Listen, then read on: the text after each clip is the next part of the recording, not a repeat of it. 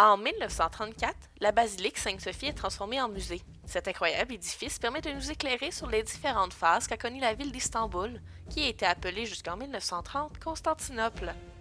C'est en 1453 que cette basilique fut transformée en mosquée, et ce, par le sultan Mehmed II, qui prit la ville de Constantinople alors réputée imprenable à l'empereur byzantin Constantin XI. La chute de Constantinople marque une date charnière de l'histoire, car elle signifie la fin de l'Empire romain d'Orient et ouvre une période pour l'Empire ottoman. Mais nous pouvons nous demander comment la ville de Constantinople est-elle tombée? Notre histoire prend ses racines presque 1000 ans en arrière, à une époque qui, pour beaucoup d'historiens, marque la fin de l'Antiquité. Vers 395, Rome forme un empire qui s'étend de bout en bout de la Méditerranée et s'élève jusqu'au territoire nordique de l'actuelle Grande-Bretagne. Mais malgré son étendue, l'Empire romain est loin d'être au sommet de sa puissance. En effet, le territoire est tout juste sur le point de se séparer en deux, entre partie occidentale et orientale. C'est dans la partie orientale que nous retrouvons notre célèbre Constantinople. Si la ville a réussi à traverser l'entièreté du Moyen Âge, elle sera néanmoins confrontée à un ennemi plus coriace que les autres, l'Empire ottoman. À la base, les Ottomans étaient un peuple turc, mais nomade, servant dans les armées des musulmans. Or, après avoir pris le pouvoir, ils s'installent au nord-est de l'Anatolie. À cette époque, ils étaient dirigés par un sultan nommé Othman. Lui et ses successeurs sont des conquérants qui absorbent peu à peu les territoires de leurs opposants. En un peu plus de 300 ans, les Ottomans ont réussi à conquérir près du quart de la Méditerranée, dont Constantinople. Or, ce ne s'est pas fait en une seule tentative.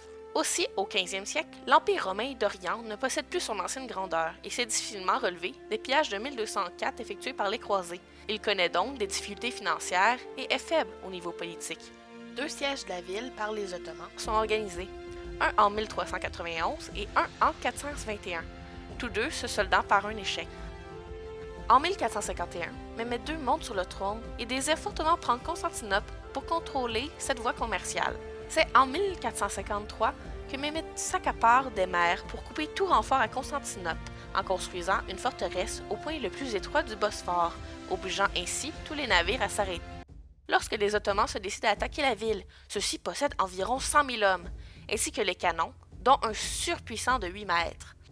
Or, Constantinople ne possède qu'environ 8 000 hommes et manque cruellement d'artillerie. La défense s'organise.